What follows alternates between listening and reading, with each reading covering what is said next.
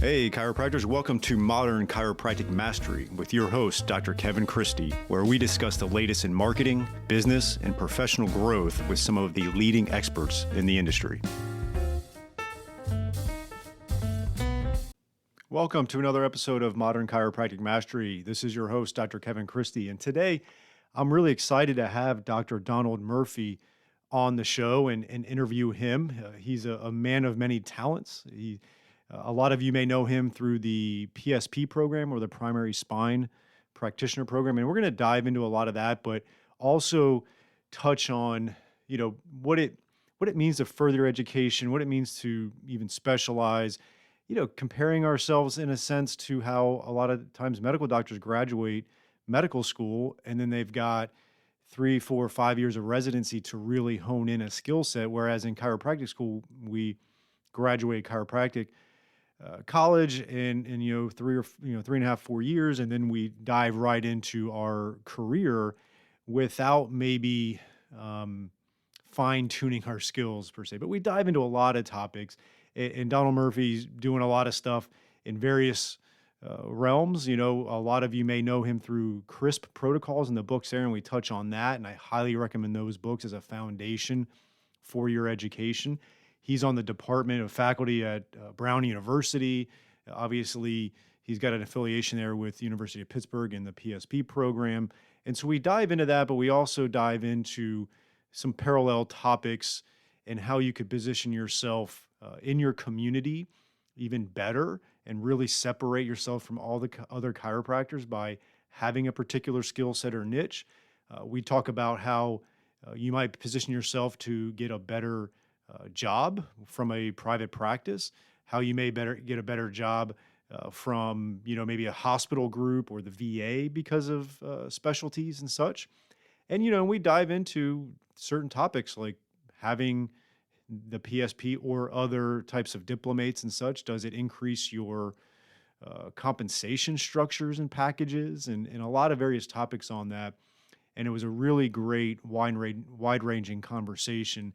And I really enjoyed it to get to know him. It's someone I've followed for many years. I've read the books and seen him speak. And to be able to have him on the podcast was really exciting. But before we dive into that episode, I wanted to let you know about the Chiropractic Success Academy. That's at csacircle.com. We've revamped. We've gone from Kajabi platform to Searchy, which is specifically designed for programs like these memberships where we have a ton of content. It's called Searchy because you can search it really well. The search function is amazing. And, if you're trying to find something on front desk, you type that in and it'll find it for you. We've got it laid out really well with the different monthly context, core contents, taking your assessments, the playbooks we have. Like we've finished an associate playbook, a front desk playbook, to really where you can start building out systems for your practice. And it's also comes with a digital dashboard where you plan out your marketing and your practice analytics and tracking your quarterly goals. I mean, really it's the dashboard for your practice. And all of that is $99 a month, and it's month to month. So it's not a huge financial commitment, but it's got a ton of value. And we're excited to launch it on a new platform that's easy to digest and consume the content so that you don't get overwhelmed. And you can now have a guided program for you to help grow your practice. So check that out at csacircle.com, $99 a month, no long-term commitments, and it can help you get going in the direction that you need to. All right, so here is my interview with Dr. Donald Murphy. All right, welcome to the show. I've got Dr. Donald Murphy here. I'm really excited to have a conversation. Sometimes what's cool about my position here as a podcaster over the last 6 years is as I get to know someone's work for many years. I've been practicing for about 18, and then I get the fortunate opportunity to potentially interview them. And this is one of those scenarios. So welcome to the episode, Doc. Tell us a little about yourself personally, professionally, then we'll go from there. Well, thank you. Dr. Donald Murphy. I'm a chiropractor by background, a primary spine practitioner by practice.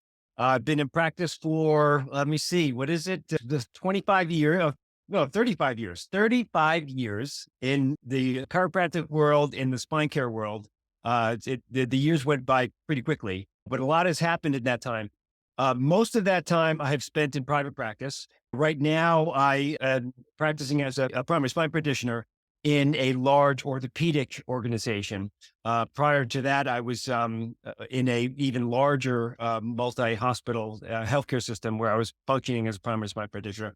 In both places, I'm also implementing an integrated spine care pathway that ties in everybody that's involved in the care of patients with spine problems, from a primary spine practitioner like me to the surgeons and everything in between, injectionists, behavioral health specialists, primary care, et cetera. So that's the clinical world I live in now. But importantly, the majority of those years I've been functioning as a primary spine practitioner in private practice, and that's really in part where this primary spine practitioner model generated was. um, I and a bunch of like-minded chiropractors that I started interacting with. We started interacting with each other and talking about what we do, and we started realizing, this is a thing that is, we're doing something innovative here that is different from, what you would normally see in a chiropractic environment or any other environment. And so, what is it that we're doing here, and how can we define that and codify that? And we ended up um, becoming aware of you're all familiar with Dr. Scott Haldeman, and he had written this one paper in 2001 where he talked about the importance of this upfront practitioner who takes care of people with spine problems that we're now calling the primary spine practitioner. And so he became very influential on us, and we started realizing, yeah, this is that's basically what we're doing is we're functioning as a primary spine practitioner, and we'll get into the specifics of what that means. But we started to collaborate with each other on how can we get this out there in the world. And so, with people like Dr. Mike Schneider and Dr. Gary Ierna, Brian Justice, John Ventura, and several others who were in a like-minded environment who were doing similar things. And that led to what we're now calling the primary spine practitioner. That's great. And, I never want to fall for the curse of knowledge that happens sometimes. So I don't want to assume that my audience knows exactly what it is, although a lot of our audience does, because we have an evidence informed, uh, audience base here for sure. But let's dive into the specifics of, PSP, primary spine practitioner. Give us really the context of what it is and how you're able to really differentiate into it. Yeah. Yeah. So the primary spine practitioner is the professional person, the designation. That's the professional role. So it's, we want to be careful not to claim that we're creating this new thing. Well, it is new, but we're creating a better chiropractor. It's not a better chiropractor. It's just a slightly different a role that is building on what we're all doing as chiropractors. So you're not, we're not claiming that we're better than any other chiropractor. There's different chiropractors doing different things, doing them really, really well, and great. Congratulations. This is a kind of a niche role that we're creating here. And so that's the professional role. Primary spine care is the concept of upfront care of patients with spine problems. And so the PSP then is basically primary care for patients with spine problems. And one of the reasons that we recognize that that's so important is that, as we all know, traditional primary care practitioners, they're seeing most of the patients with back and neck pain.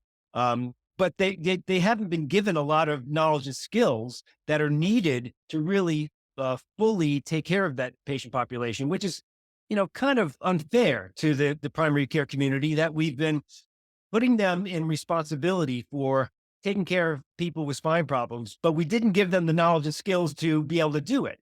Well, then, that's kind of unfair. And so what we're seeing is that the primary spine practitioner role can step in and say, hey, we can serve as that resource for you, the primary care community, to be able to just take care of those patients. That we have the differential diagnostic skills, the management strategies, evidence-based management strategies, but also we have the ability to make decisions as to what the patient needs in any given situation. What are the most important professional services that they may need beyond us? Who are the other professional specialists that may need to be needed in any given situation, given, depending on what the patient's situation is, what the diagnosis is, what their needs are, et cetera. But also, and this is important when it comes to serving as a primary spine practitioner, is that coordinating referral of patients to receive other professional services when needed. Majority of patients that we see don't need other professional services. We can take care of them completely. But as you well know, there's a sizable minority of patients with spine problems who do need other professional services. So the primary spine practitioner can take that role of taking responsibility for coordinating referral for those other services, but also following up with the patient after having received those professional services to make a determination as to, okay, what was the effect of that? How are things going? What's going on now? Does anything else need to be done? How do we accelerate you towards resolution of the problem as quickly as possible? So it's really about, there's a famous book by Porter and Teesberg that introduced this concept of managing the patient across the full cycle of the condition. And so not everybody has the knowledge and skills to be able to do that. The primary spine practitioner does, because they have the ability to manage the majority without other professional services, but also has the ability to make decisions as to what other professional services may be needed, and the ability to follow that patient along to make sure they maintain on target towards resolution. That's basically good primary care. But again, the traditional primary care practitioners don't really have that knowledge and skill set that are needed to really serve that role. Yeah, and one thing I've always found ironic about our profession is the chiropractic schools a lot of times get bashed, and some of that's warranted. But a lot of chiropractors expect after 4 years of chiropractic school that they should, quote unquote, know all this stuff. And but then you go to the medical field, no one really graduates medical school and then jumps into being a spine surgeon, right? There's many more years of residencies and fellows and all the stuff that goes along with that to actually become a expert in something. And but then we, on the other hand, on chiropractors, we should like, oh, why don't we get that in chiropractic school? It's like, well, obviously they're trying to teach a lot of different things, a lot of things they have to, pass for boards, and a lot of things that might have some, old school. I went to Logan, so I'm spending 3 trimesters learning Logan basic technique because it's kind of baked into the history, right? So there's a lot of reasons, and so to think that you're going to graduate chiropractic school after 4 years and be an expert, it's just false. Some people may have a better intelligence level, and they've basically spent 40 hours a week in addition to other things, and maybe they went through your program as a student. But the ones that just matriculate through chiropractic school, really, it's going to be challenging to be an expert. And I always try to be honest with my audience, and I was fortunate enough where I definitely learned a lot from the Motion Palpation Institute when I was a student, and I did things like ART, and I came out feeling pretty good. But I mean, I felt like it took me 10 years to really start to feel confident. Like a couple things you mentioned, really, like to know when to refer out and to the right provider, or to understand those red flags that do pop up every so often, right? Yeah, it's easy when that person comes in with headaches and it's musculoskeletal, and palpation manipulation does great, some rehab, but there's a lot of stuff going on. and Yeah. and that's what I think we have to start to understand as chiropractors, is that Yeah. matriculating out of chiropractic school isn't really the end game here. We got to keep Yes. at something, and this is one Yes. of those somethings for sure. Absolutely. Yeah, that's something that I say all the time, and especially when I present to chiropractic students or recent graduates, but even more long term graduates. When I talk about the primary spine practitioner model, when I talk about the CRISP principles that we can get to in a moment if you want, is that, and they say, why didn't we learn this in school?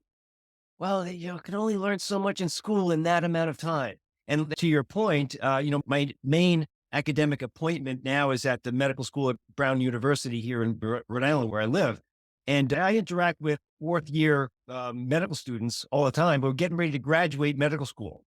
They've been through 4 years of medical school. They've learned so much and they've gained so much knowledge. But are they ready to go out and practice and work with patients? No way. They're just starting their clinical training. If there's a detriment, detriment is not the right word, but if there's a gap that we need to fill in chiropractic, is it's not that the chiropractic schools aren't doing a good job. It's that we need to have that next step of getting into gaining the clinical knowledge and skills that you need to build upon the great foundation that you received in your chiropractic training. And so if there are improvements we really need to work at, it's that. Not that the schools aren't doing enough, because they're doing a great job by and large. Things can always get better, and they certainly are working on that.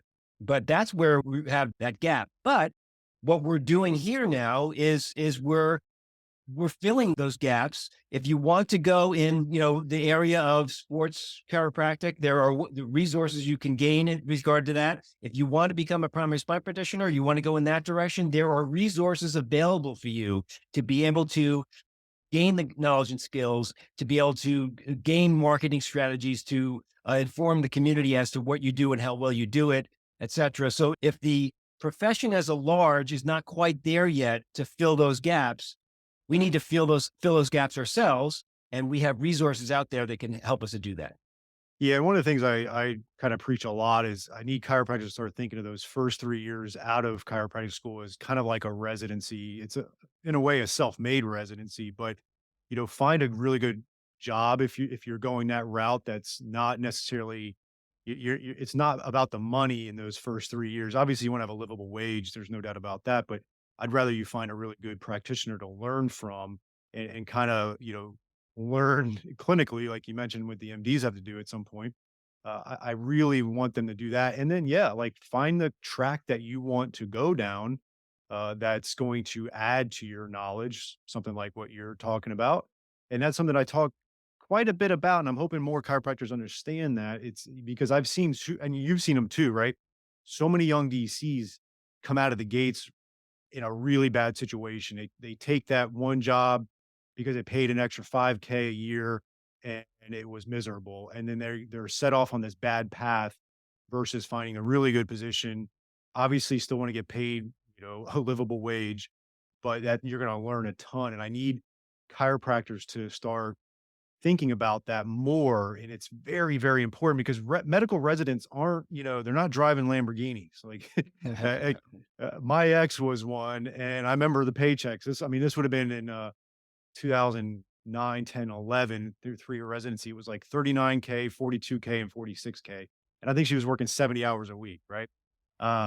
But ultimately, it's training. And so that's a long preamble to a segue I want to take here to Mhm. where you mentioned the CRISP protocols. That was one thing that really helped clarify things for me, was reading your books on that. And I think it's such a great step for chiropractors to dive into tomorrow. Well, however long Amazon can get the book to them. But talk about that a little bit, and then how that is obviously connected to PSP. Okay, so I came up with a thinking process called clinical reasoning in spine pain, CRISP. And so your audience may be familiar with it or may not be, but it was really interesting how this came about, because it came about in a similar process as the primary spine practitioner model came about. And that is, as I was developing my clinical skills and my knowledge by reading the vast literature in the area, taking workshops, seminars, speaking with other respected practitioners, I started gaining these knowledge and skills, and I started applying them clinically with my patients. And so, after a period of time, I basically there was a point where I looked backwards at the several years at that point of clinical experience and the gaining of the knowledge and skills, and I realized, yeah, there's a thing here too. There's an organization to this. There's a process that I've developed, that I'm going through the process of considering all of the different disparate factors that can be contributing to what's causing my patient to suffer, considering all of the disparate evidence that's out there as to what works and what doesn't work with regard to diagnosis and management, considering all those different factors, I've been able to get pretty good at organizing my thinking around allowing me to make a decision as to what is the diagnosis here, considering the fact that almost all of these patients have multifactorial problems that are leading to the diagnosis, and then make a decision as to what's the best course of action that I can take right now to manage those different factors that are relevant here. And so it's a little bit overwhelming the more we realize how much we know about spine related disorders, all the, again, the disparate factors that can contribute, the evidence out there that what works and what doesn't. And I thought maybe it would be a good idea for me to organize this structure, this clinical reasoning process, and put it out there as a book. As it turned out, I started teaching seminars about it, put a book out there, put a name on it, and then bring that to other people who may benefit from it. Because, again, it's a bit overwhelming to really be the most excellent spine practitioner you can be. And you want to be able to apply your vast knowledge and skills in a busy clinical environment. Because if you have to spend, an hour with every patient on every visit, that's not very practical. But what I've realized is that is also not necessary. You can be streamlined, you can be organized, and you can apply all of the important information and knowledge and skills in a busy clinical environment. And clinical reasoning in spine pain allows you to do that, gives you a framework around which you're going to organize your thinking and make your clinical decisions in a streamlined way that saves time, but also ensures that you're covering all the necessary bases. Yeah, those books would be my first step for any DC really, but let's just focus on the younger one. Like in your self-made residency, it's like hit those books up right now, start developing that framework, and then we can consider the PSP program, which I want you to talk a little bit about out of University of Pittsburgh. Give us some of the details of that, and then I'd like for you to kind of give me some vision on maybe if it's going to be in other locations, universities, or is it growing? Like just some of the future vision of that. Yeah, what this primary spine practitioner model and clinical reasoning in spine pain, CRISP processes, led to is that if we're really going to establish the primary spine practitioner as a bona fide thing in the healthcare system, we need to do two things. Number one, we have to have a process to train practitioners to be able to play that role. And number two, we have to give those practitioners resources that they can utilize going forward to build upon the foundation that we're creating in the training program. So at the University of Pittsburgh, I had conversations with Dr. Mike Schneider, you may be familiar with, and Dr. Mike Timko, who now runs that program. And we decided, the University of Pittsburgh is a great place to establish that certification training process. And they were, and their higher ups, the leaderships in that it was the physical therapy department and the physical rehab department that were very enthusiastic about this. They saw the value, they saw the role, they saw the forward thinking, the visionary aspect of what we had to bring to the communities, and so they embraced it. So we started that training in I think we started our first cohort in 2018, and so it's a 1 year training process. It's separated into four modules that have online distance learning materials and a live in-person class that takes place over a Friday evening, all day Saturday and Sunday morning. That the first three courses are all online via Zoom. Mhm. And then the fourth one is in person in Pittsburgh, where we all get together and workshop together. And what we're doing here is, again, building a foundation upon which we can take somebody's existing knowledge and skills and augment them to be able to play this new role of the primary spine practitioner. And so most of the professionals who have come through are chiropractors, but a bunch of them are physical therapists as well. We it's necessary to have people who come into the course that they have to have a certain level of skill, knowledge of skill with regard to differential diagnosis, manual therapies, exercise, etc. So most of the people who apply have those foundational goals, but it's also why uh, everybody that's come through have been either a chiropractor or a physical therapist, because there really isn't any other professional group that systematically already have those basic knowledge and skills that can be built upon. So as it turns out, and this is it, it turns out it's all physical therapists and chiropractors, and this is important as well because chiropractors play an important role in this new innovative role of the primary spine practitioner. But it's not because we're being nice to chiropractors because we like chiropractors, because we are chiropractors, and after all, we want to help chiropractors. Those things are true, but that's not why chiropractors are being trained to be PSPs. Right? Chiropractors are being trained to be PSPs is because they have the knowledge and skills to do it. And so that's a great thing, I think, because it appreciates the value that you bring to the healthcare system because you can be augmented to play this new role. And so it really it gave me for the first time really in my career a feeling that we have a value that is being recognized, increasingly recognized. We all know what we value we bring, and certainly our patients know the value we bring, but the greater world have not really had a systematic appreciation for that. Now we're seeing, yes, they are recognizing, the people that are out there are recognizing the value that we bring, and it's because of what we've done and the knowledge and skills we've gained. That's great. And then, so do you have to be a licensed DC or PT to go through the program? Right. Yes, you have to get the licensed DC or PT. We encourage people to have at least 2 years of clinical experience because we recognize that we want to be able to build on not just the knowledge and skills, but also a certain amount of existing experience with clinical care. And we encourage you to have a knowledge of end range loading strategies, which mainly arises from the McKenzie system. Not that you have to be McKenzie certified, but the more you know about those end range loading strategies that the McKenzie Institute has brought that teaches, the easier it is you're going to be able to is going to be for you to be able to move rapidly into this role.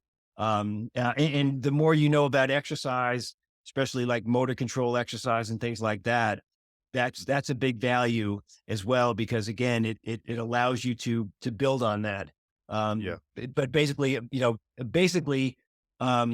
the absolute basis is having a DC degree or a physical therapy degree and 2 years of experience.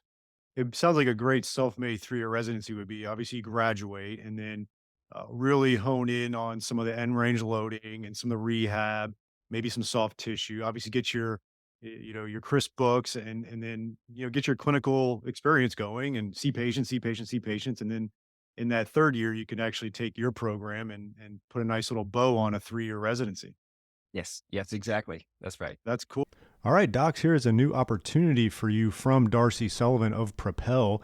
She is our SEO specialist in helping out many chiropractors with their search engine optimization and making sure Google is finding you and getting you new patients. It's amazing how many new patients chiropractors can get and are getting when they do the SEO right and a few other things. And Darcy is offering a free SEO workshop just for chiropractors, and you can sign up for that at bit.ly/propelmcm.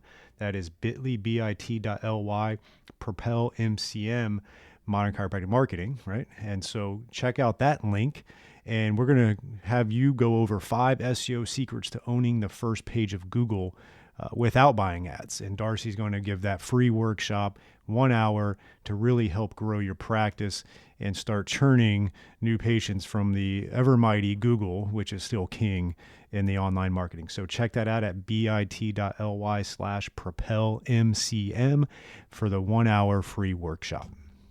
Cool. Okay, so what's the potential growth opportunities coming out? Any other universities you're looking to collaborate with, or hospital systems or anything? Yet we've had a number of conversations with other institutions. Um, when you're talking about two institutions communicating with each other, that's a very, very slow process. And so that's what we found, that we're used to, all of us came from a background in private practice where you make decisions, you have to get moving. You can't be wasting time on stuff, because you're building a practice. That requires you to be on top of things, and communication goes quickly and decision making go quickly. Well, in the academic world, it's not quite like that. So, Yeah. so it's been a slow process. So I have nothing concrete to report on that in that realm yet, but Mhm. those conversations are happening. But in the meantime, we are also, my other hat is, I have two other hats to share with you. One is the Primary Spine Practitioner Network. You can see the logo behind me. This is an organization that allows chiropractors or physical therapists who are interested in the primary spine practitioner role. They don't have to be enrolled at the University of Pittsburgh. They don't have to be a graduate. All they need, it really is just an interest in serving in this new role of primary spine practitioner, where we offer resources that they can gain to understand what it's like to function as a primary spine practitioner, to build on the CRISP books, resources in a case-based environment, to gain more skills and knowledge in the application of CRISP as a primary spine practitioner, to gain resources in terms of um, professional development, developing yourself in your professional life, in establishing yourself in your community as a primary spine practitioner, and also a communication process by which you can get together with other like-minded chiropractors or physical therapists who are also interested in this area, and communicate with each other and kind of share ideas, share with each other what works, what doesn't work, and all those kinds of things. So it's creating a community of like-minded people, because, the important thing here is that this primary spine practitioner role, I'm certainly extremely excited about it. I see the value it has in the healthcare system. We'll talk about my experiences as to why I'm so confident with regard to that.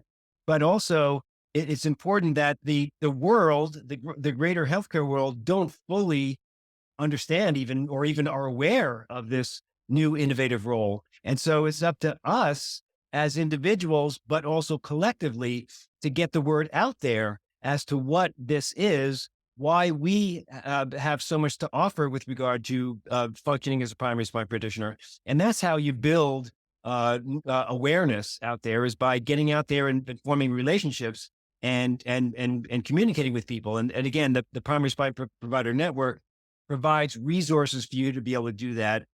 Again, opportunities to collaborate with each other in doing that. The knowledge and skills, and importantly, not just the knowledge and skills that you can apply with your patient, which of course is supremely important, but also the ability to communicate that knowledge and skill to other people in the healthcare system, so they understand and they recognize you as maybe something a little bit different than what has been their impression as to what a chiropractor is. Which, who knows what, when somebody says, "I know what a chiropractor is," like me, you cringe sometimes and think, "Okay, what do they think is a chiropractor?" So this is an opportunity. We provide resources, but also the PSP model in general is an opportunity for you to kind of clearly identify, establish an identity as to what you are. And so that has been hugely helpful to me in my career, certainly. When I was in private practice, at the height of my busyness as a primary spine practitioner, I was seeing between 60 and 80 new patients a month. 80% of them referred by medical physicians. And so I had been pretty successful in getting the word out there as to who I am, what I do, and having people recognize that and see the value in that. Mhm. And then, of course, as a result of seeing what the results that they see with their patients, seeing that, oh yeah, this guy really is what he makes himself think he is. And Yeah. so that's where, again, the knowledge and skills clinically are so important there, because anybody can promote themselves any way they want. If they don't have the goods to back it up, then it's going to fall on deaf ears. So being able to do that, I was able to build my career and a very successful practice as a primary spine practitioner. And that has led to all these other opportunities. Yeah, and that's something here at MCM that we take serious because I think what positions us uniquely is a lot of marketing or business practice growth companies. Like a lot of times they're putting lipstick on a pig. They're trying to take a bad product or a bad doctor and turn them into success. Like for us, the clinical is the table stakes, and that's why we collaborate with MPI and FTCA. And I'd love to have you on here and help out. We've actually had some PSP clients of ours that needed to help like position themselves as an expert in that in their community and get the messaging right and how to do that. Clinic gym hybrid model, like these different organizations that really take the clinical serious. That's who we want to talk to. I honestly don't care to speak to the other types of chiropractors that don't care about the clinical side. And that's why I love having folks like you on here to realize, okay, it's great and it's so necessary to be very skilled clinically, but we also have to take into consideration the business development side of things. Otherwise, a couple of things. One, we're going to die on the vine, and that's not fun. Or two, unfortunately, those patients in your community are going to go see those other types of providers that are not good. And then that person's going to go down this racket that sucks. And so Yeah. it's important that we get clear on that, right? Like you can be phenomenally clinically and you have to be, but you also can be very good at business or in marketing and do it ethically and elegantly. And that's what we try to marry those two things. And Yeah. and I kind of want to segue to the network effect that you're working on creating and how it does take time. And I liken it to, the first phone 100 and something years ago, right? Like the problem with the first phone was that there wasn't a second phone. And then when there was a second, that was better. And then same thing with the internet. Like it takes that network effect where you Yes. obviously you hit a critical mass and then it goes from there. And that does take time. And, if I can be of any help to help that out, like, even having you on here, hopefully will help. We get quite a few listeners each month. Your PSPN program is obviously set out to do that. What are some of the progress that you're seeing in that kind of network effect over the last 5 or 6 years?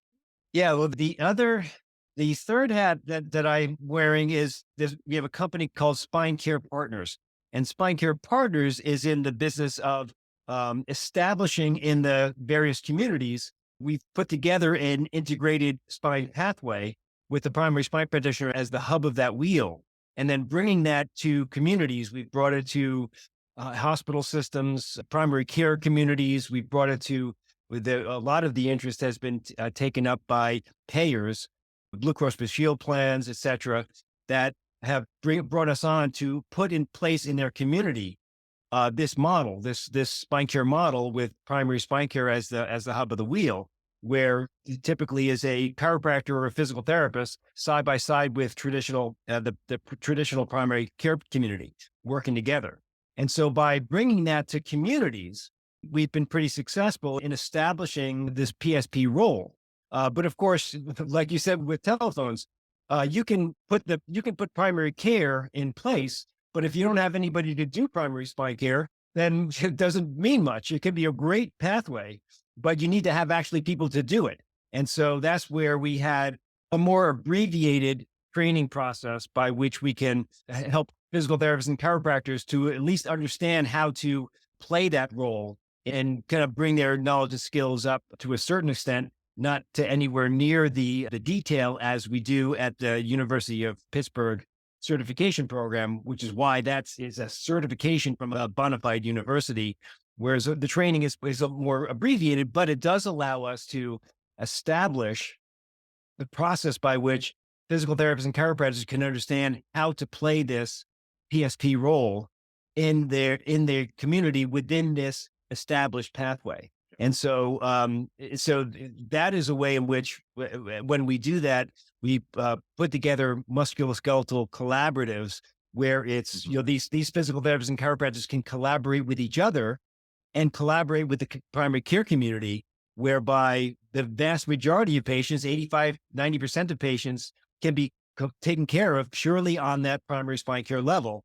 But Yep. also, as we talked about earlier, being able to make decisions as to that 10, 15%, which is Mhm. small, but they're fairly large since uh, spine problems are so prevalent. But also, they're an important population of patients because they do need other professional services, making those decisions as to what they need when, and follow them through to full resolution, so that we're putting that to place. So this is a real thing. It's not a theoretical construct anymore. It was 10 years ago when we wrote the first paper on the primary spine practitioner model. Basically, it was mostly a theoretical construct that we recognized that we had been doing that in private practice. But as far as anything close to being widespread, it didn't exist. Now, 10 years later, which is not a very long time, it is becoming widespread. It's not Mhm. universal or anything close to universal in the healthcare system, but it's starting to take shape. And so it requires us to participate in that.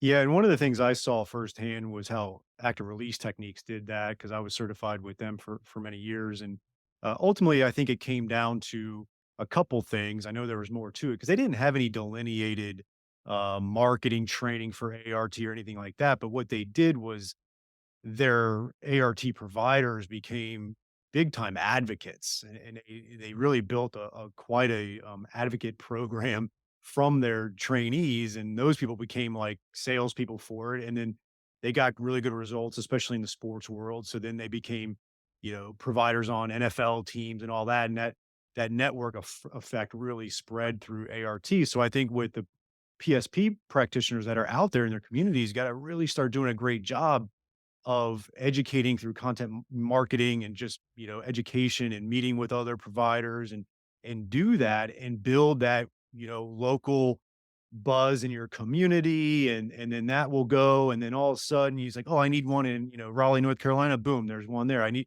and that's how it'll but ART, it didn't happen overnight for ART. It took a little bit of time I think, I'm going to segue a little bit to some of the real world examples that you have here, and one that I have is someone that I know. She's given credit to the fact that she got a VA position through having her PSP training, and that was really cool to hear. I'm sure a lot of your doctors that are matriculating through your program are looking for really good career opportunities. What are some of the things you're seeing with that?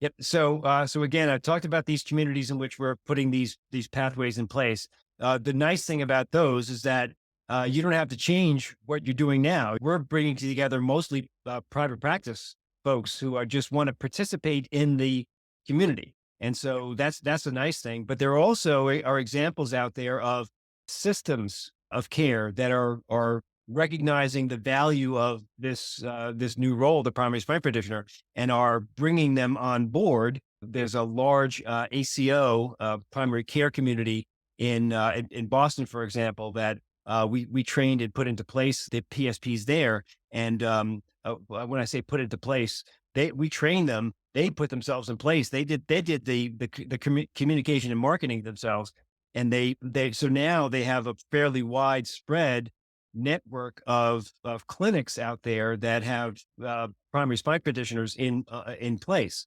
The same thing has happened at the University of Pittsburgh at the University of Pittsburgh Medical Center. They've established a spine program where, in this case, certified primary spine practitioners are playing that role of PSP and taking care of patients and doing well and making a professional living in an integrated setting where they interact directly with other professional services right there in the same building. And that's the experience that I've had over the past several years in the systems I've been working in. So that kind of thing is starting to happen. It's building. It's again, it's not what you would call widespread at this point, but it's on its way to becoming widespread. And that's the exciting thing about being a part of this whole thing. Yeah, no, that's great. And are you seeing a little bit of an improved compensation structure for those PSP providers that are getting these opportunities? Is that coming to fruition yet? Yeah, that's the interesting part because we've been working a lot with payers, and so as I said, with academic institutions, payer systems also, any change you want to see are very slow to come by, and so that's the interesting thing is that as the system is attempting to move towards a value based model, and that's why payers are so interested in us, and that's also why organizations, healthcare systems who already have a value based um, relationship going on with payers, they're very interested because then all of a sudden we become valuable, whereas in the fee for service environment, it's not impossible to build a very successful practice, but it's a little more challenging because, with a big hospital system, for example, a lot of them are incentivized to do more high expensive stuff to people, not doing right by people. And so that makes it really challenging. But as we move more in the direction of value, then our value increases because we can get a better job done at a better price. And in a free market, that's what being successful is all about, doing the best job, producing the best product or services and selling them at the best price. That's how companies become successful. That's been working for centuries and millennia. In healthcare system, it's more challenging. But again, as we move more towards a value-based system, that's when our value suddenly skyrockets. But that hasn't fully taken place yet. So we're not quite there yet. But I'm more confident than I've been in my career that we're on our way there. Nice. And sometimes I run across chiropractors looking for jobs, say from another private practice owner, another chiropractic owner, and they've got a lot of good certifications and credentials, and they're hoping that carries a higher, maybe a six-figure compensation structure.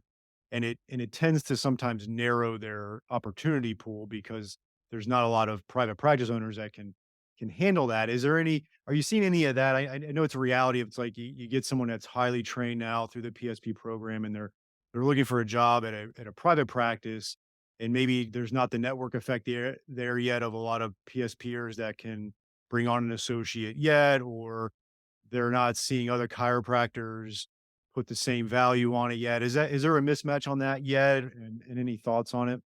Yes, there is. And again, I think it's changing, but there are, I think the real opportunities lie in systems of care that, again, especially ones that are moving into a value based environment.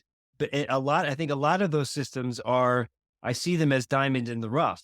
And we're spine care partners and the primary spine practitioner movement network. We're communicating with a lot of these diamonds in the rough that it may not be on their radar as to what kind of value we can bring to them. And it wouldn't be on their radar until somebody puts it on their radar. And so we're working on putting on the radars of those diamonds in the rough. And so that's starting to happen. It's happening more slowly than would like to. I would like the whole thing that I envisioned to happen yesterday. I would love nothing more for that to be the case, but that's not how life works. It's trickling along, but it's gaining some momentum. So I see it happening. Yeah, that's I think something you and I are like-minded on because my massive transformative purpose and one of the main things I'm doing this for is because I just did a solo episode on the podcast. Every so often I do a riff on a solo episode, and I kind of talked about the chiropractic vicious cycle where a lot of new DCs are coming out. They're not finding good opportunities, so they decide to kind of go bootstrap and go on their own. They don't learn anything on how to actually run a business or practice or leadership or the whole nine yards, and then they get kind of wrapped up into the survival mode right at the gate, so they don't have time to do something like PSP, and so then they struggle along for years, and now we're creating these chiropractors that can't grow a thriving practice that can then afford to hire. They're struggling to afford to pay themselves, to hire a front desk, let alone hire an associate chiropractor, let alone hire an associate chiropractor that that pays well. So these young DCs are coming out complaining about the pay, and a lot of it is rooted in this vicious cycle that's Yes. happening. And I'm trying to break that and get people to wrap their minds around how they can do that, so that then there are plenty of great chiropractic offices out there looking to hire great young chiropractors at a very, very, very nice compensation structure. And so it's this vicious Yep. cycle that I'm seeing, you're probably Yes. seeing, Yep. Absolutely. and, Yeah. and Yeah. I'm trying my best to help, and I know you're trying your best to help, and I definitely commend you for that.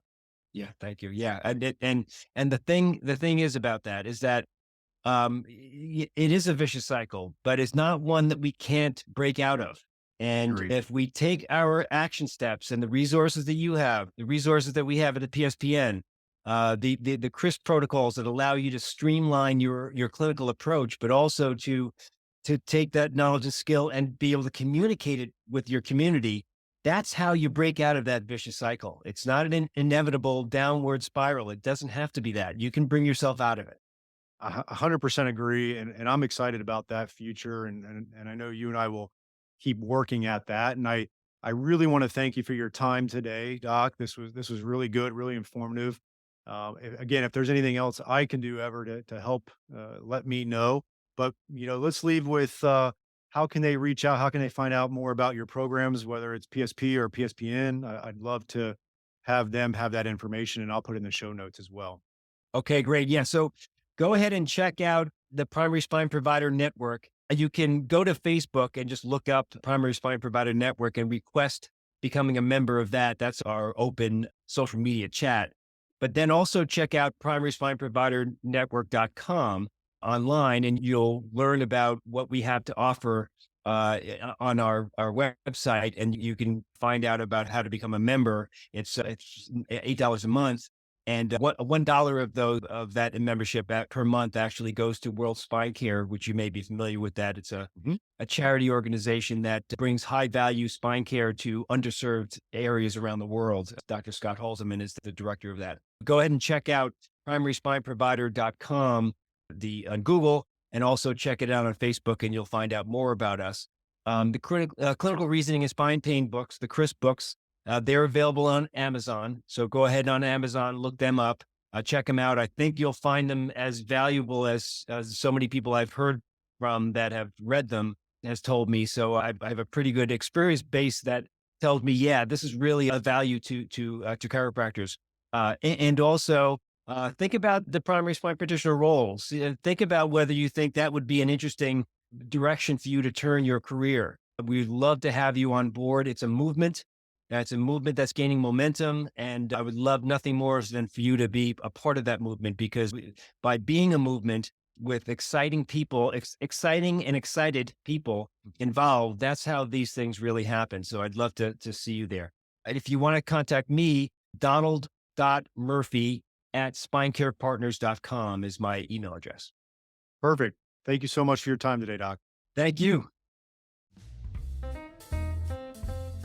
I hope you enjoyed this week's episode. And if you want to make the shift from busy, broke, and broken to time-free and cash confident, or you just want to continue with the exponential growth, check us out at modernchiropracticmarketing.com. Look at the MCM Mastery tab, watch the short video on there, and check out what we are doing now for evidence-informed chiropractors. We are equal parts coaching and marketing done for you. Yes, you shoot some videos, we help you with campaign strategies and ideas and really become a thought leader in your community. You shoot those videos, you send them to us, we produce, edit, and brand them to you. Then we distribute them through all of your channels. We also take them and we turn it into one good blog per month. And every other month, we have Darcy Sullivan producing a robust blog with a topic that you pick from her database to help with your SEO. So we essentially become your content marketing agency to make sure your practice is always having ethical, elegant content marketing to help grow your practice. On the coaching side, we also help you with everything from marketing ideas to business, communications, finances, anything practice growth, and really try to help prevent you from being stuck on that island. And we hold you accountable. We have a great group of doctors that are just doing amazing things, and we look forward to help you out to take that next step in your practice. So again, check us out at modernchiropracticmarketing.com and learn more.